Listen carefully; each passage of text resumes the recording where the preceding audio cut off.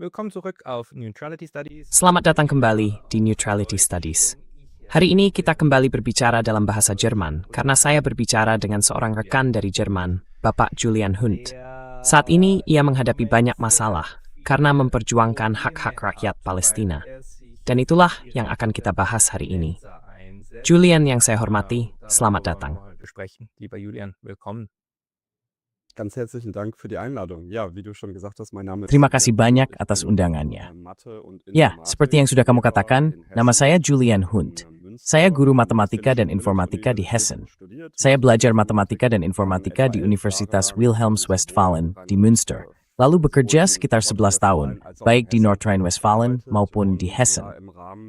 Dalam konteks peristiwa setelah 7 Oktober 2023, saya semakin mendalami topik konflik Israel-Palestina. Lalu saya menyadari bahwa banyak cerita yang disampaikan kepada saya semasa saya sendiri bersekolah memiliki sejumlah kejanggalan.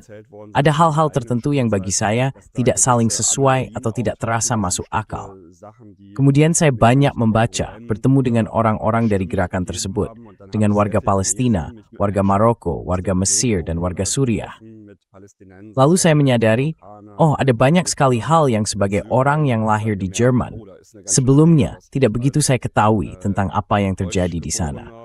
Kemudian, di media sosial, saya juga menyampaikan pendapat saya dengan jelas, dalam kerangka kebebasan berpendapat yang saya kira berlaku bagi kita semua, termasuk ketika seseorang berprofesi sebagai guru.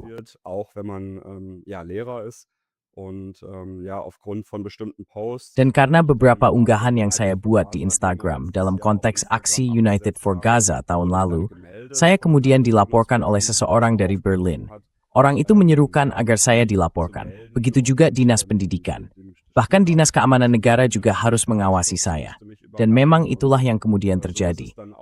Pada 31 Oktober 2025, Dinas Pendidikan langsung membebas tugaskan saya dari mengajar. Efektif seketika. Saja itu mada mesti traffer.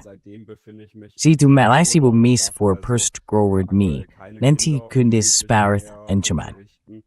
Auf jut flies that's kinsavi. Das ist aktuell leider der Stand meine Geschichte.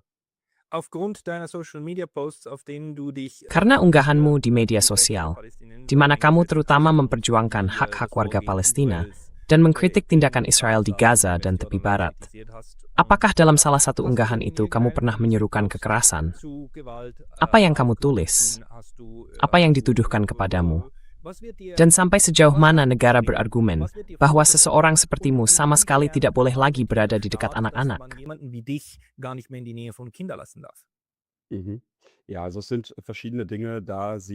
Ya, ada berbagai hal. Karena saat ini hal-hal itu sedang menjadi objek pemeriksaan hukum, saya tidak akan menyebutkannya secara eksplisit. Namun, saya bisa menguraikannya. Ini menyangkut kritik yang sangat tajam terhadap tindakan pemerintah Israel di bawah Benjamin Netanyahu. Tentu saja, saya menyebut apa yang terjadi di sana sebagai genosida. Sebab jika kita mengikuti pernyataan para anggota di sekitar kepala pemerintahan Netanyahu, terlihat jelas adanya niat genosida. Ada juga definisi yang gunakan oleh tim berorganisasi atau spesial yang menjadi sebagai genosida. Rechtsorganisationen verwenden und auch von einem Genozid sprechen. Ich habe das allerdings auch eingeordnet. Namun, saya juga menempatkannya dalam konteks sejarah berdirinya Israel yang tidak pernah benar-benar dijelaskan kepada saya di sekolah. Kalau disederhanakan, kira-kira begini. Ya, ada Perang Dunia Kedua. Ada sangat banyak orang beragama Yahudi. Orang Jerman membunuh mereka secara sistematis, Shoah, Holocaust. Di sekolah, kami juga banyak membicarakan hal itu. Lalu, pada tahun 1948, Israel berdiri sebagai tempat perlindungan agar hal seperti itu tidak pernah terjadi lagi. Namun kenyataannya sebenarnya lebih kompleks. Jadi pada dasarnya, saya juga mengkritik pendirian negara Israel dan mengkritik Israel sebagai negara seperti itu. Dan saya juga akan melakukan hal yang sama terhadap negara manapun. Und das würde ich auch mit jedem anderen Staat machen. Ich kritisiere ja auch Deutschland. Saya juga mengkritik Jerman ketika negara itu turut mendukung genosida semacam itu atau menerimanya begitu saja. Dalam hukum internasional juga ada ketentuan yang menyatakan bahwa seseorang tidak boleh mendukung pihak terkait jika terjadi genosida, atau bahkan ada kecurigaan adanya genosida. Namun, atas nama pelajaran yang dianggap diambil dari sejarah Jerman kita, Jerman justru berdiri tanpa syarat di pihak Israel. Jadi, saya bukan hanya mengkritik Israel sebagai negara dan pemerintahnya, melainkan juga keterlibatan Jerman. Dan dengan itu, tampaknya saya telah tuh kebenaran yang tidak begitu ingin didengar orang di Berlin, Frankfurt, dan Wiesbaden.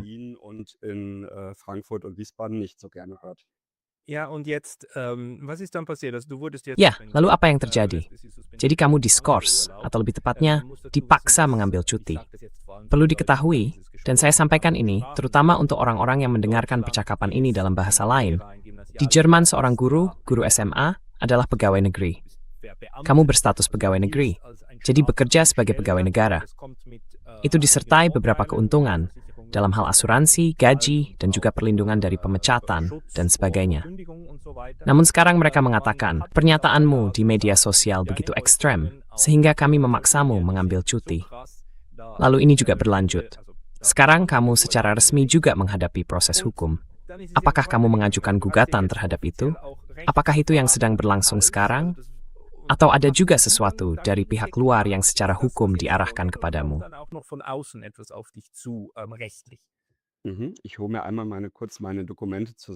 Saya ambil dulu dokumen-dokumen saya sebentar, supaya saya bisa menjelaskannya lebih rinci. Jadi yang terjadi adalah, saya dipaksa mengambil cuti. Pada dasarnya, perilaku saya di luar kedinasan, yang saya tunjukkan sebagai warga pribadi, dijadikan alasan untuk mendiskreditkan atau mempertanyakan saya secara keseluruhan sebagai pegawai negeri di Hessen. Namun, menurut pandangan saya sebagai pegawai negeri, saya juga telah mengucapkan sumpah atas konstitusi negara bagian Hessen dan juga atas konstitusi kita, Undang-Undang Dasar Jerman. Itu berarti saya harus membela tatanan demokrasi yang bebas apabila saya khawatir tatanan itu berada dalam bahaya. Demikian pula, pada dasarnya saya harus menjalani apa yang tertulis dalam Undang-Undang Dasar.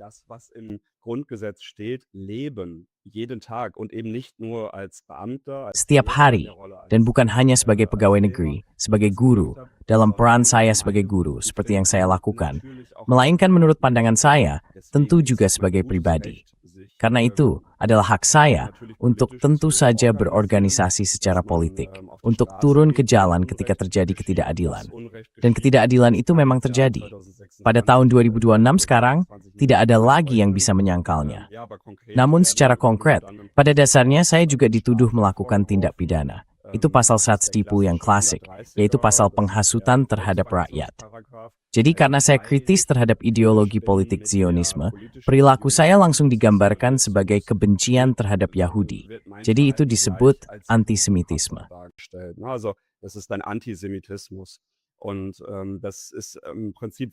Dan pada dasarnya, ini memang pola klasik. Orang-orang yang bersikap kritis terhadap negara Israel dan pemerintahannya yang berhaluan kanan ekstrem langsung digambarkan sebagai antisemit. Dari segi istilah pun, itu sama sekali tidak konsisten. Sebab, pada dasarnya, bangsa Semit adalah penduduk pribumi di wilayah Palestina historis. Jadi, antisemit seharusnya berarti orang yang menentang mereka. Dengan kata lain, secara istilah, itu memang tidak sepenuhnya tepat. Sebenarnya, Yar adalah kebencian terhadap orang Yahudi. Saya juga mengistilah antisemitisme sejak masa sekolah sendiri.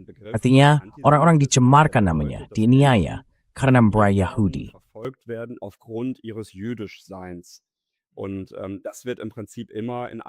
Dan pada dasarnya, semua itu selalu dicampur adukan. Jadi, pemerintah negara bagian Hessen, juga pemerintah federal Jerman, pada dasarnya selalu berusaha melihat negara Israel dan agama Yahudi sebagai satu hal yang sama.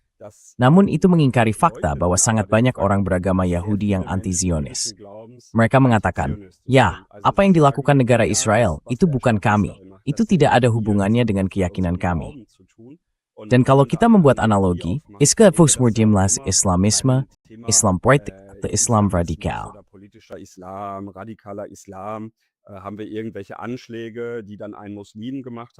Jika ada serangan yang dilakukan oleh seorang Muslim, seluruh umat Muslim langsung, bisa dibilang, selalu ditanya. Mereka seolah harus membela diri atau mengambil sikap menentangnya. Di situ juga, pada dasarnya, ekstremisme atau ideologi tertentu disamakan begitu saja dengan sebuah agama.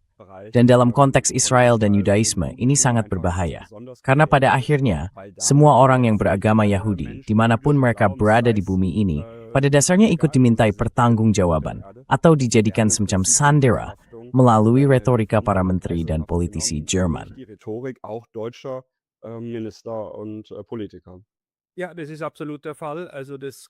Ya, itu memang benar sekali. Ada sangat-sangat banyak orang Yahudi yang sendiri mengatakan, tidak, Israel bukan negara saya, dan saya tidak menyukai negara ini. Saya menentang negara ini. Jeffrey Sachs termasuk di antaranya, John Mearsheimer, Jacob Rapkin, dan sangat-sangat banyak orang Yahudi yang mengatakan, tidak, Israel bukan negara saya. Titik. Dan menyamakan Zionisme, yang merupakan gerakan politik, dengan agama Yahudi, juga sepenuhnya keliru. Dan itu juga keliru dalam arah sebaliknya. Sebab jumlah Zionis Kristen itu bisa dibilang 2 kali lipat, kalau bukan 3 kali lipat, dibanding Zionis Yahudi. Jadi kalau Zionisme sama dengan Yahudi, maka setiap Zionis Kristen itu juga sama dengan Yahudi. Dan seluruhnya jadi benar-benar, kita berada di negeri yang benar-benar gila.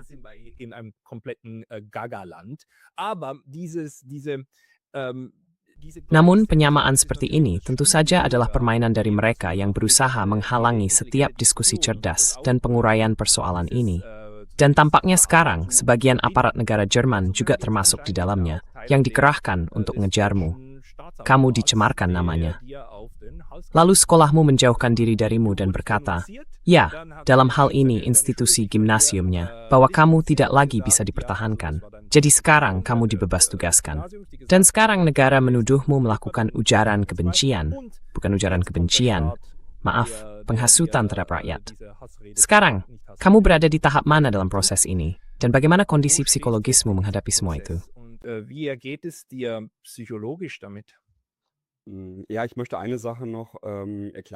Ya, saya ingin menjelaskan satu hal. Jadi, bukan sekolah yang menentang saya, melainkan dinas pendidikan.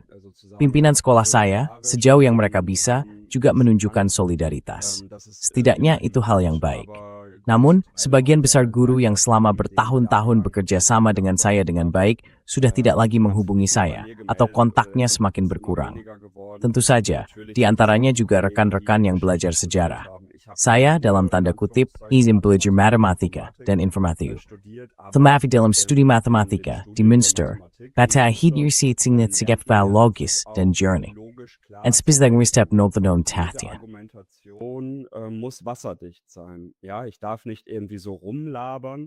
Saya tidak boleh asal ngomong, melainkan harus benar-benar menyusun argumen secara logis berdasarkan landasan matematika. Jadi, dari apa yang saya lakukan dan apa yang saya sampaikan, saya rasa saya memang menjadi ancaman, bukan bagi negara Jerman, tetapi bagi pemerintah saat ini. Karena saya benar-benar banyak membaca dan mendalami, serta siap berjuang untuk perkara yang adil. Saya tidak punya anak, dan dalam waktu dekat juga tidak akan memiliki anak sendiri. Stismal bejazurf temis burhana. Areng thu stal its doit miskis. Saya step the asset edi, torn spinning methods and sebuah mobil. Außer ein Motorrad und ein Auto, aber die kann ich quasi liquidieren, die kann ich verkaufen. Tetapi, aset itu bisa saya cairkan, bisa saya jual. Dan kemudian saya juga bisa tinggal di negara lain, jika Jerman benar-benar memutuskan ingin menyingkirkan orang-orang seperti saya dari sistem ini. Saya bukan satu-satunya orang di Jerman yang mengalami represi, atau merasa terdampak oleh represi.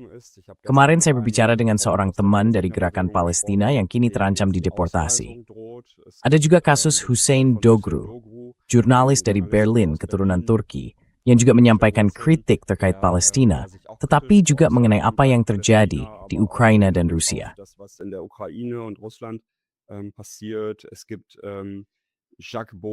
Ada Jacques Bode, analis militer dari Swiss, dan Ulrike Gero. Jadi saya sebenarnya melihat diri saya berada dalam satu jajaran dengan, saya tidak ingin katakanlah memuji diri sendiri, tetapi semacam kaum intelektual. Karena orang dengan profil seperti saya, matematika, informatika, dan sedikit lebih berani juga tidak banyak di Jerman. Dan saat ini saya merasa bahwa negara justru menindak secara sangat represif orang-orang ini, yang tahu persis apa yang sedang terjadi di sini. dan berusaha mengintimidasi kami. Tentang diri saya hanya bisa mengatakan itu tidak akan berhasil. Karena sekarang saya juga sudah banyak mempelajari seluruh peraturan hukum itu. Di Münster, saya pernah ikut beberapa kuliah hukum. Saya menganggap seluruh cara berpikir hukum itu menarik, karena strukturnya mirip dengan matematika.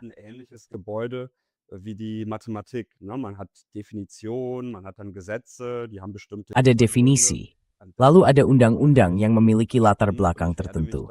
Saya selalu merasa itu sangat menarik, dan tentu saja saya akan melawannya. Apa yang saya sampaikan di media sosial sama sekali bukan hasutan kebencian. Itu tidak menyerukan agar orang lain dibenci atau bahkan diserang dengan kekerasan. Jadi, saya tidak pernah menghasut kekerasan. Saya tidak pernah menyerukan kekerasan. Saya hanya mendorong dan menyerukan penegakan hak kita, undang-undang dasar kita, Sein Recht inquisitional and in time buang. Dan menurut penilaian saya, disrukan ingatahuan dan hati nurut nembag saya, itu tepatnya sesuai gue seorang pegawai negeri. Was ich als Beamter eben tun muss. Also ich kann nicht schweigen, wenn Jadi saya tidak bisa diam ketika ketidakadilan seperti itu terjadi. Dan ya, karena itu saya akan melawan lewat jalur hukum. Ini sama sekali tidak mudah, karena untuk kasus-kasus seperti ini atau juga kasus saya, tidak ada presiden yang tinggal diambil begitu saja. Memang ada kasus-kasus serupa tentang larangan berprofesi dalam kerangka dekret radikal pada tahun 70-an. Saat itu orang berusaha menyingkirkan guru-guru yang komunis atau Marxis dari kegiatan mengajar. Vietnam, apakah itu perang Vietnam? Ya, perang Vietnam terjadi pada masa itu. Saat itu juga ada upaya untuk menyingkirkan orang-orang dari pekerjaan mengajar semacam itu. Tetapi kasus seperti yang saya alami sekarang ini, setahu saya, belum pernah ada dalam sejarah Jerman.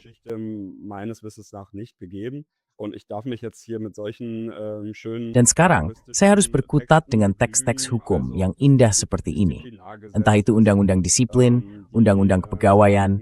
Ada beberapa undang-undang yang saat ini harus saya pelajari, bersama pengacara saya yang juga membelah saya, dan beberapa orang solidaritas dari seluruh Jerman yang juga mendukung saya.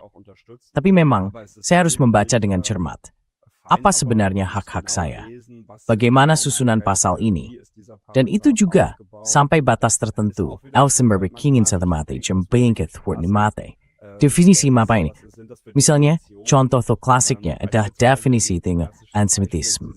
Diese Definition von Antisemitismus. Aliansi Internasional untuk Mengenang Holocaust 20 tahun lalu telah mengubah makna istilah antisemitisme. Kini para politikus di sini, seperti dari Rheinland-Pfalz dan Hessen, juga para politikus federal kita, menggunakan istilah itu dan mengatakan bahwa antisemitisme meningkat.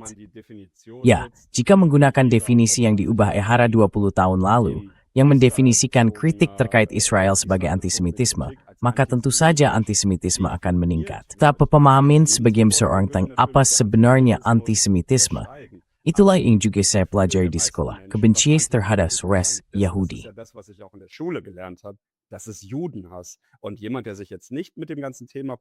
Dan seseorang yang sekarang tidak mendalami seluruh isu Palestina itu, tentu akan merasa, oh ya, di luar sana, di mana-mana ada pembenci Yahudi. Dan CDU Berlin bahkan begitu berani sampai merangkai video seperti itu untuk kampanye pemilu. Video itu kemudian mereka hapus lagi, karena jelas sekali videonya dimanipulasi dan dibingkai sedemikian rupa, sehingga orang hanya bisa mengatakan, ini benar-benar propaganda murahan, penggiringan opini murahan, yang memutarbalikkan kebenaran sampai-sampai bulu kuduk sebenarnya berdiri. Tapi, ya itulah sesuatu yang sedang kami hadapi sekarang. Dan semia emekwa.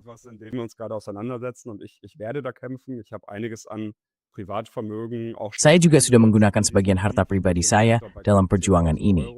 Jumlahnya sekitar hampir 10.000 euro untuk proses hukum dan biaya pengacara. Dan saya akan terus berjuang selama itu memang diperlukan. Bukan hanya untuk diri saya sendiri, melainkan terutama demi perkara yang adil, demi rakyat Palestina. Namun, Palestina dalam arti tertentu juga mewakili semua bentuk ketidakadilan lainnya. Karena itu bagi saya, Palestina adalah simbol penindasan dan ketidakadilan di dunia.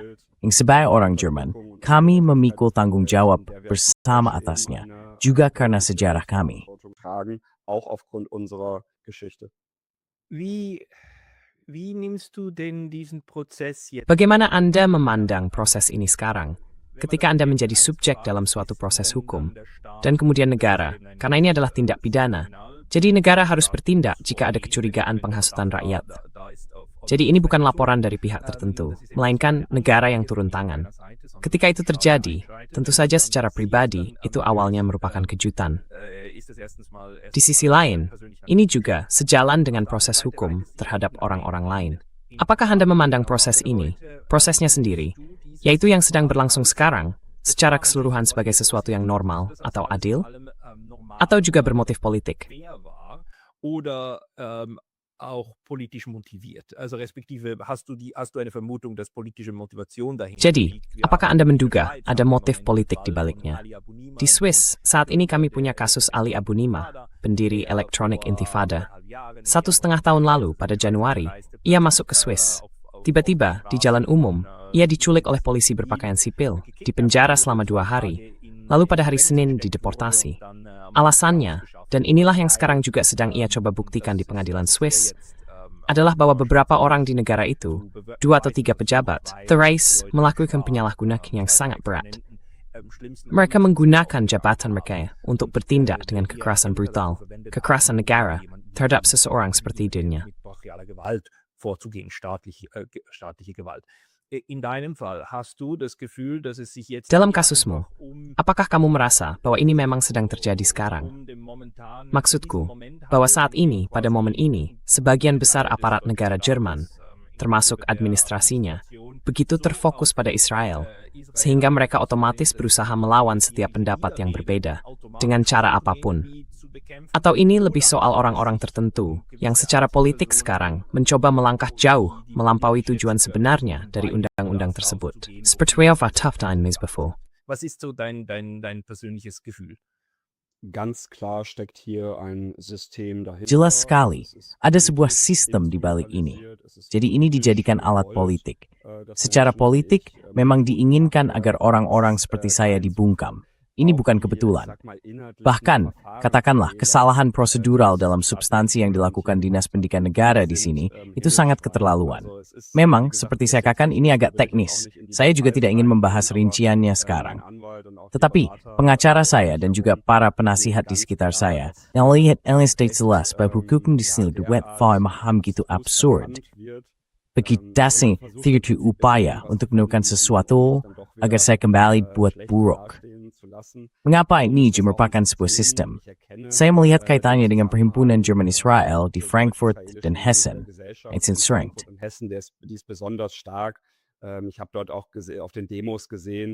Saya juga melihat di demonstrasi-demonstrasi itu, bagaimana orang berargumen dengan bangunan kebohongan. Selalu dikatakan, ya tapi 7 Oktober, seperti mantra.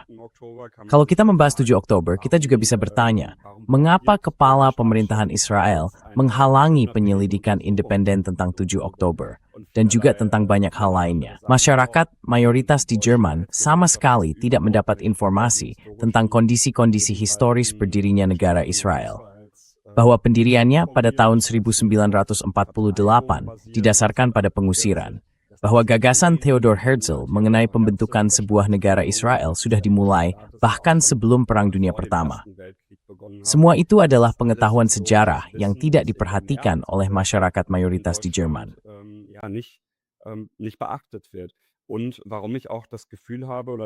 Dan alasan saya juga merasa, atau setidaknya sangat kuat merasa, bahwa di sini ada sesuatu yang tidak berjalan semestinya, adalah karena prinsip-prinsip dasar demokrasi juga tidak dihormati dalam kasus saya. Jadi menurut pasal 13 Undang-Undang Dasar kami, ada hak untuk didengar, yaitu hak untuk menjalani suatu dengar pendapat. Namun sampai hari ini, saya belum bisa melakukan percakapan pribadi yang menjernihkan persoalan dengan satu pun perwakilan dari Dinas Pendidikan Negara, maupun dari otoritas yang lebih tinggi, yaitu Kementerian Pendidikan Hessen. Jadi prinsip dialogis itu, Ulrike Gero juga membahasnya dalam podcastnya minggu lalu, bahwa orang-orang dapat menyelesaikan situasi konflik semacam ini melalui percakapan, sehingga pada akhirnya mungkin bisa ditemukan solusi kompromi.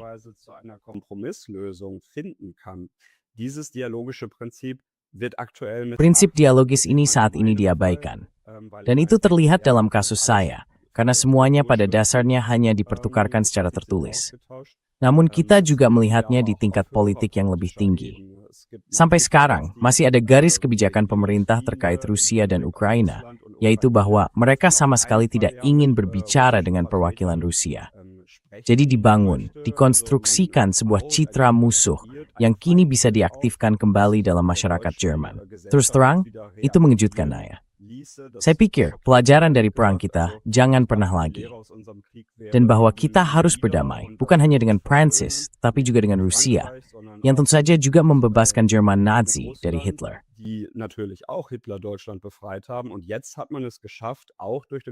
Dan kini orang berhasil mengaktifkan kembali citra musuh tentang Rusia itu, juga melalui perang agresi Rusia yang melanggar hukum internasional.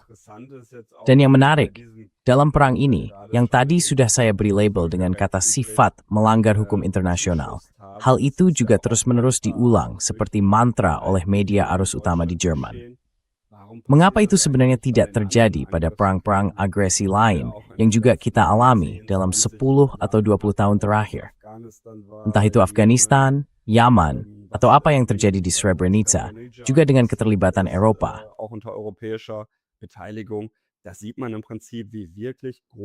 Di situ, pada dasarnya terlihat bagaimana sebagian besar masyarakat Eropa benar-benar telah disinformasi secara sistematis.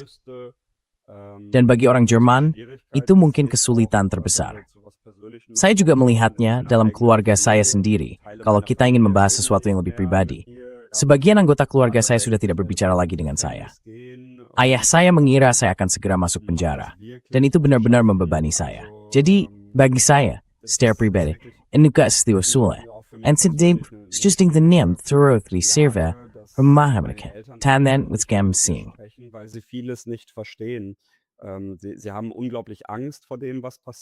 Mereka sangat takut terhadap apa yang terjadi, tetapi mereka tidak mengenali banyak pola yang, bisa saya katakan, sebenarnya sudah ada. Mereka masih percaya bahwa kita sekarang adalah masyarakat yang sudah bertobat, bahwa Jerman sekarang memiliki penduduk yang lebih baik, bahwa kita sudah didenazifikasi, dan bahwa propaganda hanya bisa terjadi di Rusia. Bahwa kita sendiri juga bisa menjadi bagian dari kampanye disinformasi. Smarter hal-hal penting terjadi sembikin dari penduduk kita, dan anak, remaja, maupun dewasa. Semaktivitas remiting, it's a persmag glai work be used stat some ball bermoin.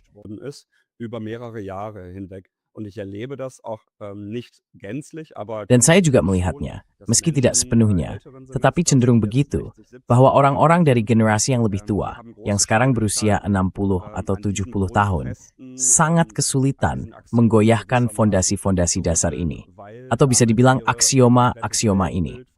Karena kalau itu digoyahkan, seluruh pandangan dunia mereka tentang apa itu Jerman, dan juga tentang seperti apa Israel, akan terguncang sampai ke fondasinya. Dan saya rasa media turut berperan besar dalam hal ini, dengan berusaha membingkai semuanya sedemikian rupa, agar Israel seolah-olah hanya membela diri. Iran adalah kejahatan dalam bentuk paling murni, dan umat Muslim pada dasarnya semuanya teroris yang sangat jahat. Pembingkaian ini perlahan mulai retak, juga karena media sosial. Lalu ada poin kedua. Internet pada dasarnya adalah gagasan pembebasan yang paling utama.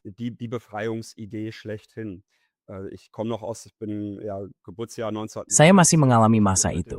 Saya lahir tahun 1990. Saya juga tumbuh bersama internet. Saya masih ingat masa ketika untuk pertama kalinya kita terhubung lewat modem 56K. Lalu, lewat ICQ, kita bisa mengobrol dengan orang-orang di seluruh dunia. Itu luar biasa. Benar-benar seperti memasuki zaman baru. Dan generasi saya juga tahu apa artinya berpikir secara terhubung, bekerja secara terhubung. Pada akhirnya, revisently shifting needs anti-hierarchis.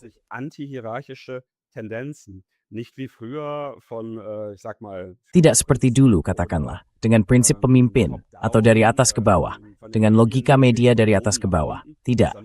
Masyarakat sendiri, orang-orang bebas di seluruh dunia yang punya akses ke internet, bisa saling terhubung. Dan kekuatan ini begitu besar, sampai hari ini pun belum patah.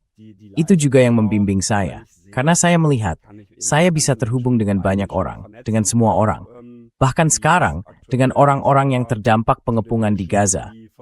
Jadi dalam beberapa minggu terakhir, termasuk kemarin, saya melakukan percakapan video dengan orang-orang dari Rafah atau Khan Yunis, langsung dari jalur Gaza. Dan saya melihat dalam resolusi tinggi seperti apa rumah-rumah dan lanskap di sana, serta kehancuran yang ditimbulkan tentara Israel di sana.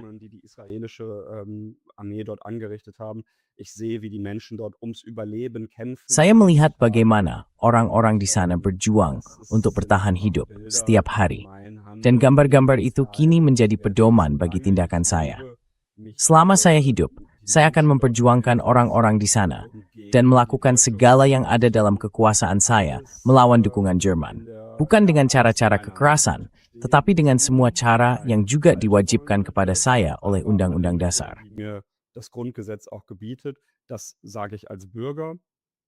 Saya mengakan ini sebagai warga negara. Apa yang saya lakukan di sekolah adalah pekerjaan mengajar yang sangat baik. Saya mengajar beberapa kelas lanjutan informatika.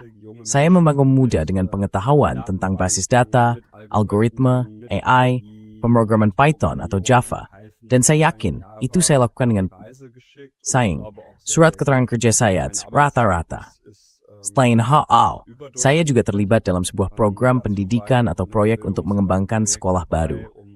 Di sana, kami ingin meninggalkan pekerjaan rumah, karena pekerjaan rumah juga tidak adil secara sosial. Itu sudah tidak sesuai lagi dengan zaman. Anak-anak sudah lama menggunakan alat-alat AI, tetapi pemberi kerja atau negara bagian Hessen, mungkin juga karena tekanan dari Perhimpunan Jerman Israel, itu seperti saya katakan dugaan kuat saya, berusaha mendiskreditkan saya, kiprah saya, pekerjaan saya, dengan yang sama sekali dikaitani dengan semua itu.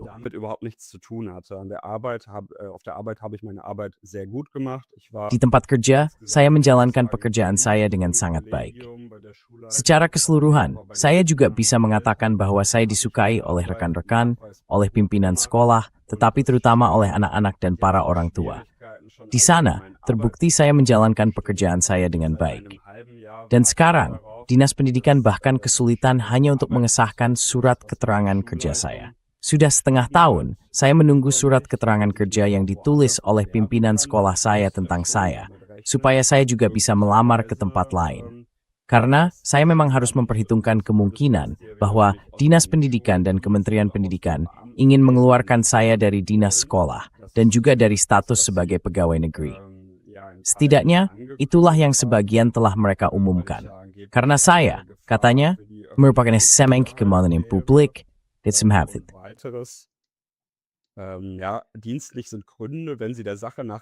Alasan kedinasan dianggap ada jika pada dasarnya alasan itu dapat mengganggu fungsi pendidikan saya di masa depan. Jadi di situ juga banyak hal yang begitu saja dicari-cari. Seorang Zionis yang diduga berasal dari Berlin, melaporkan saya. Tidak ada keluhan sama sekali dari lingkungan sekolah setempat saya. Tidak ada keluhan dari anak-anak, orang tua, maupun rekan kerja. Namun, hanya berdasarkan laporan dari seseorang di Berlin, mereka bereaksi seperti itu. Bukan dengan terlebih dahulu mendengar saya, atau bertanya kepada saya dan memberi saya kesempatan untuk menjelaskan perspektif saya.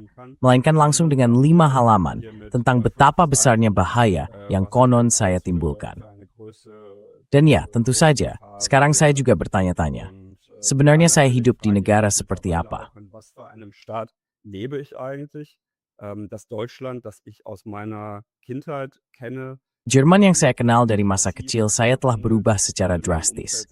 Dan di lingkungan saya sekarang juga ada banyak orang dari generasi saya yang berpendidikan, punya gelar universitas, bisa berbicara beberapa bahasa, dan mereka juga berkata, saya sedang bersiap-siap mengemas barang dan mencari negara lain. Tapi itu juga sama sekali tidak mudah. Kalau kita melihat Eropa, tidak banyak pilihan alternatif di sana. Namun, saya juga sudah memikirkan untuk lebih jauh dari Eropa. Sebab jika konflik-konflik yang ada saat ini menyatu, maka Jerman dan Eropa benar-benar bisa menghadapi masa depan yang sangat suram. Deutschland und Europa auch wirklich in eine sehr düstere Zukunft schauen. Ya, itu bisa terjadi. Saat ini situasinya benar-benar terlihat sangat berbahaya. Dalam percakapan saya, dan juga dalam percakapan rekan-rekan lain yang membuat podcast, kami semua saat ini sangat khawatir perang ini bisa meluas, dan bahwa kita bisa menyaksikan Eropanisasi perang Ukraina secara langsung. Ini sangat berbahaya. Karena itu, apa yang kamu lakukan, yaitu melawan negara pada tingkat pribadi, sangat penting. Sebab sekali lagi, berdasarkan pengalaman Jerman dan pengalaman Eropa, ketika negara bertindak melampaui batas, kita harus berusaha membendungnya dengan cara apapun. Dan saat ini, tindakan yang melampaui batas itu sangat ekstrem. Die Übergriffigkeit im Moment Deutschlands ist extrem. Deutschland ist nicht alleine. Also wir haben auch Übergriff des Jerman tidak sendirian. Kita juga melihat tindakan keras dari negara Inggris terhadap warga negaranya sendiri. Kalau kita melihat bagaimana Inggris saat ini berusaha menindak Palestine Action, termasuk dengan memasukkannya ke daftar organisasi teroris dan menjatuhkan hukuman penjara puluhan tahun kepada orang-orang yang merusak material perang, material genosida, itu juga sudah benar-benar keterlaluan. Namun, intinya hanya untuk mengatakan kasus Anda sayangnya, Smeisterams Polverangsteuerungen menyedihkan, jetzt saat Medeslösen di seluruh Eropa. Ich möchte aber trotzdem nochmal auf diesen... Tapi saya tetap ingin kembali ke aspek yang tadi sempat kamu singgung. Keluargamu sendiri, orang tuamu sendiri, tidak bisa memahami ini. Kamu bilang, mereka tidak punya konteksnya, tidak punya kerangka pemahamannya, untuk bisa membayangkan apa yang sekarang sedang terjadi padamu, pada putra mereka sendiri. Saya juga punya pertanyaan soal itu, karena kamu berada di negara bagian Hessen. Dalam percakapan saya dengan rekan-rekan Jerman, kadang saya merasakan bahwa orang Jerman dari Jerman Timur, terutama generasi orang tua kamu, punya kepekaan yang jauh lebih besar terhadap apa yang sedang terjadi saat ini.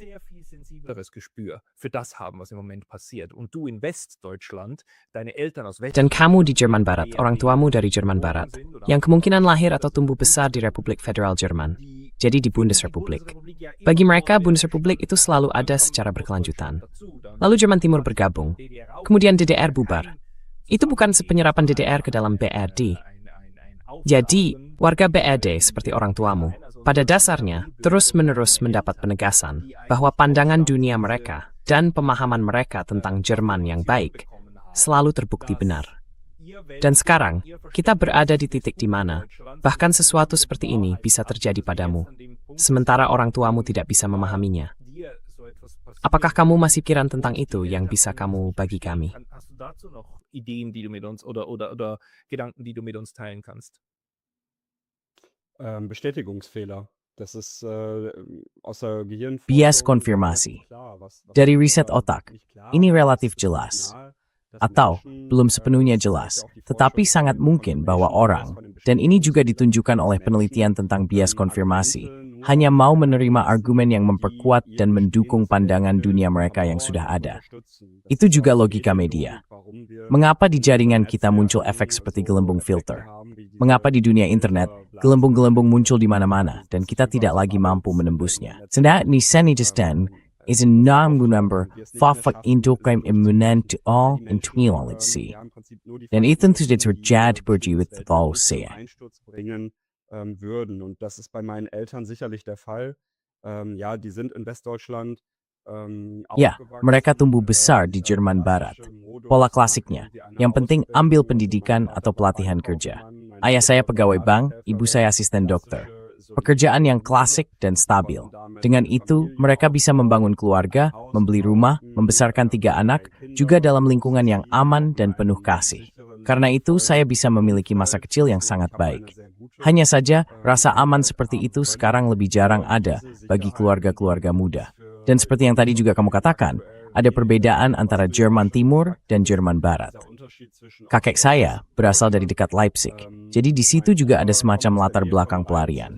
Mereka melarikan diri ke Barat, masih sebelum atau saat tembok Berlin dibangun.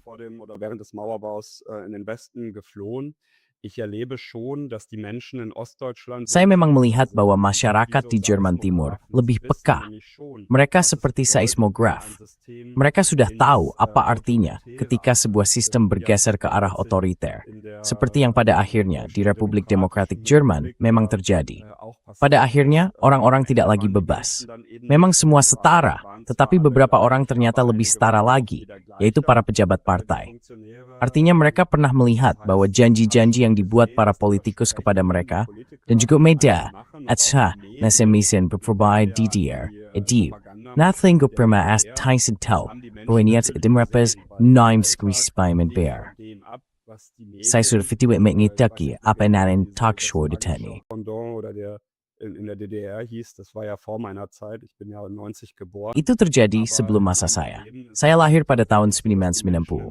Tetapi dalam pengalaman saya saat ini, masyarakat di Jerman Timur memang jauh lebih kritis terhadap sistem, dan tentu juga lebih kritis terhadap pemerintah.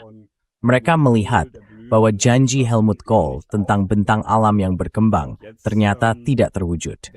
Dan sekarang, mereka dihadapkan pada kompleksitas dunia. Mereka mengalami migrasi dari seluruh penjuru dunia. Hal yang third, Jerman is ketimberbat, nalidini tiswing. En hent, rari tafing en bo, en winning na penamsi, en methang foin.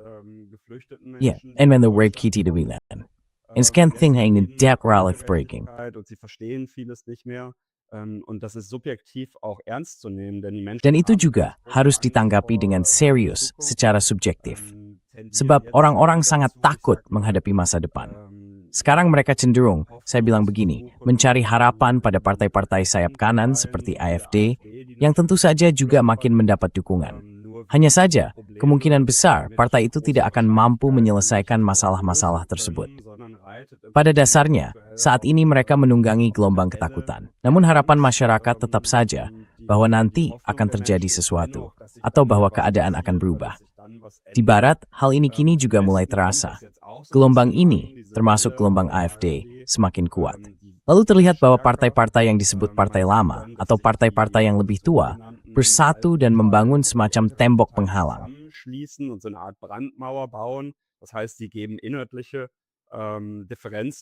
Artinya, mereka mengesampingkan perbedaan substansial di dalam lanskap politik dan berkata, kita sekarang harus bersatu untuk mencegah mereka. Jadi kemudian dibentuklah gambaran musuh yang klasik, Nazi yang jahat. Dan sayangnya, itu mudah diterima. Bahkan dalam gerakan yang katakanlah lebih condong ke tepaknya itu berhasil. Orang tidak lagi membahas isu-isu substansial, melainkan langsung mencap orang lain yang berpandangan politik berbeda sebagai Nazi atau fasis. Saya in Bufferford, Suwersring, to men's the breathing number that gammond. Dass ich der blauen Partei oder der AfD nahestehe. Ich will nur zum Nachdenken anregen. Saya hanya ingin mengajak untuk berpikir bahwa ketika lawan politik difitnah, itu sebenarnya bukan lagi diskursus demokratis yang berlandaskan fakta serta perspektif dan persepsi yang berbeda. Pada akhirnya, itu hanya menjadi bentuk pengucilan. Dan demokrasi seharusnya tidak seperti itu. Demokrasi seharusnya selalu memberi ruang bagi orang-orang, bahkan jika mereka punya pendapat yang keliru, rasis, atau tidak manusiawi. Menurut saya, mereka tetap harus didengar. Lalu, dengan empati, tetapi juga dengan fakta-fakta yang jelas, perlu dijelaskan Afgani jing atau Tungbidi. Saya hanya dengan cara diskursus demokratis dapat berlangsung, bukan melalui pengukusan, penghinaan, dan fitnah.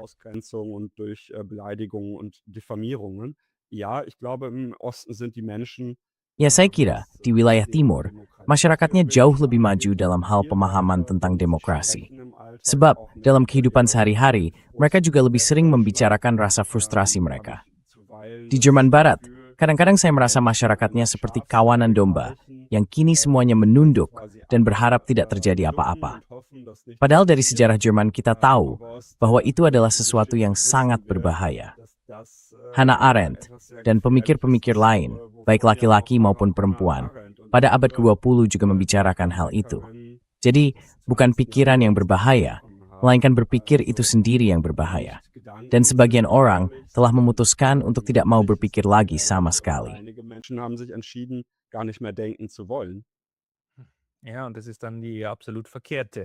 Ya, dan itu justru reaksi yang sama sekali keliru terhadap apa yang terjadi. Tapi kita kembali berada di masa yang cukup berbahaya. Mungkin sebagai penutup, apakah kamu tahu kasus-kasus lain seperti yang kamu alami, khususnya yang melibatkan guru? Guru punya peran yang sangat penting. Bukan hanya karena mereka pendidik dan membesarkan anak-anak, tetapi juga karena mereka adalah figur otoritas intelektual. orang-orang yang menjadi rujukan bagi bagian lain masyarakat untuk mengatakan, jika seorang guru, jika sebuah sekolah, mendukung atau justru melawan suatu wacana tertentu, maka itu juga punya efek sebagai sinyal.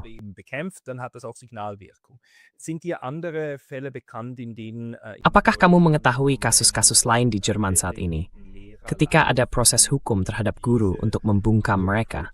Maksud saya, mereka memang berusaha membungkam kamu. Kamu tidak bisa sekaligus menjadi guru dan mengkritik Israel. Itulah yang sedang mereka coba terapkan pada kamu sekarang. Putuskan, apakah kamu ingin menjadi pegawai negeri atau menyampaikan pendapatmu tentang Israel? Bahkan pendapat yang sebenarnya dilindungi oleh hak dasar. Tapi justru itulah, saya anggap pada kamu sendiri. Apa kamu mengetahui kasus-kasus lain? Sind die andere Fälle bekannt? Ja, mir sind andere Fälle bekannt. Ich bin mittlerweile in einem Netzwerk Ya, von saya Menschen, mengetahui die kasus-kasus lain. betroffen sind. Sekarang, saya berada dalam jaringan orang-orang yang terdampak larangan bekerja dalam profesinya. Saya tidak akan menyebut nama, tetapi kalau sedikit menelusuri, Anda akan menemukan sejumlah tenaga pengajar. Namun sejauh yang saya tahu, saya satu-satunya yang berstatus pegawai negeri seumur hidup dalam kasus saya sebagai pegawai negeri negara bagian Hessen. Di sini, negara hukum dan juga negara bagian Hessen akan menemui jalan buntu. Sebab saya akan berjuang sampai saat terakhir. Saya akan menggunakan semua upaya hukum yang tersedia di Jerman untuk mengatakan, apa yang kalian lakukan di sini bukan hanya ceroboh secara hukum, tetapi juga merupakan pemutarbalikan hukum. Dan masyarakat mayoritas sangat tahu apa itu benar dan apa itu salah. Setidaknya, jika mereka dibentuk secara moral, secara mendalam, baik secara Kristen maupun Muslim. Mereka tahu persis apa yang sedang terjadi di dunia ini.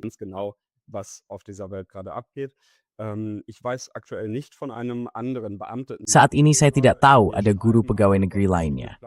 Tetapi, melalui berbagai platform, Instagram, TikTok, email, banyak sekali orang terdidik yang menulis kepada saya. Sebagian di antaranya mantan guru yang sudah lama tidak lagi bertugas. Mereka juga berterima kasih atas sikap saya, atas suara saya yang tegas. Tentu saja, itu memberi saya kekuatan dan dorongan yang luar biasa, bahwa saya berada di jalan yang benar dan juga siap berhadapan dengan negara bagian Hessen. Namun, sampai batas tertentu, itu sudah membuat saya senang sekarang.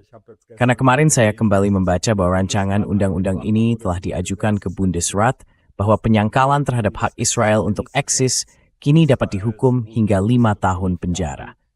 Jadi sebenarnya ini adalah bencana dalam kebijakan hukum.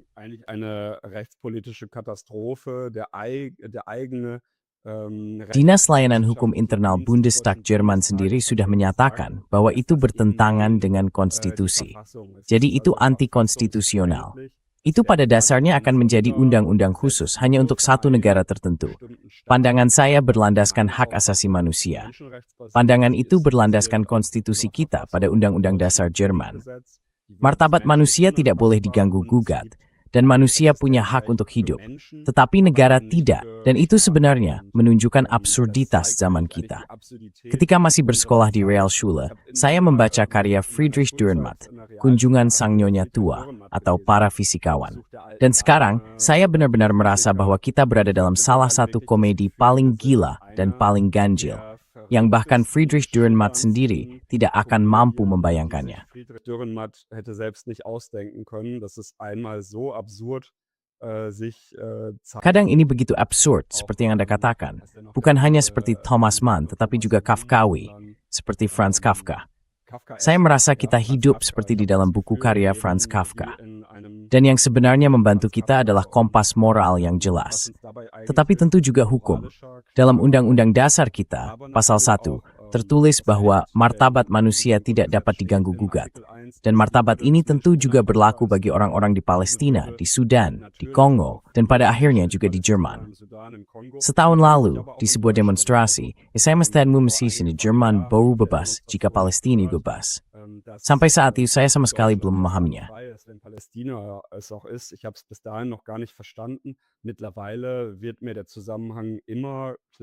Sementara ini, hubungan itu makin jelas bagi saya. Kalau Jerman memutuskan ingin berubah menjadi negara otoriter, Sekarang kita mengalami reformasi sosial yang sebenarnya merupakan pembongkaran negara kesejahteraan kita. Orang-orang di sini bisa dibilang begitu terjebak dalam siklus bekerja, tidur, bangun lagi, lalu bekerja lagi. Layanan kesehatan makin melemah, investasinya terlalu sedikit. Sekolah-sekolah runtuh, belum lagi kurikulumnya sama sekali sudah tidak cocok dengan zaman yang sebenarnya sedang kita jalani. Jadi Jerman benar-benar sedang menghancurkan dirinya sendiri.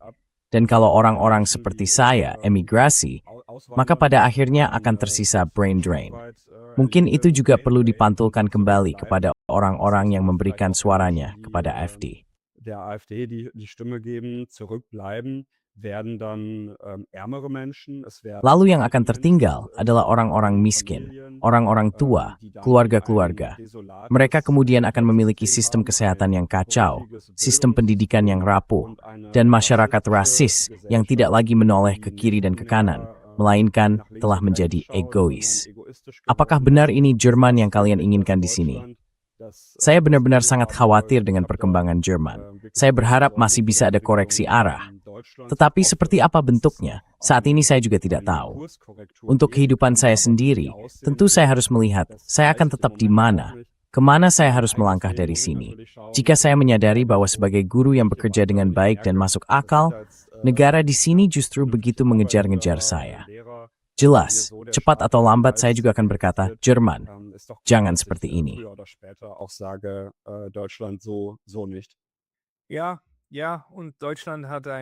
Ya, dan Jerman punya sejarah mengusir orang-orang terbaiknya sendiri ke luar negeri.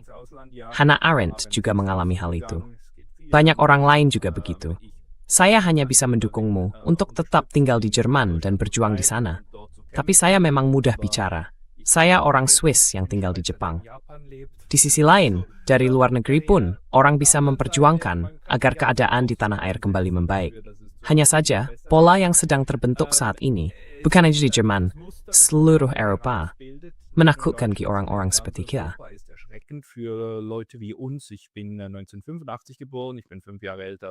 Saya lahir pada tahun 1985.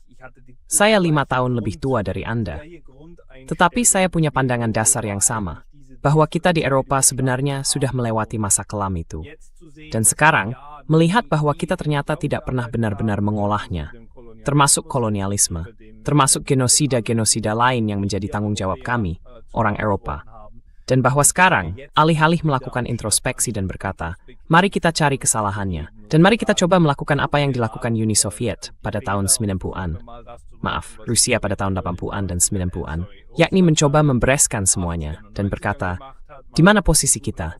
Di mana kita melakukan kesalahan? Alih-alih melakukan itu, kita malah mencari musuh di Rusia dan Hamas.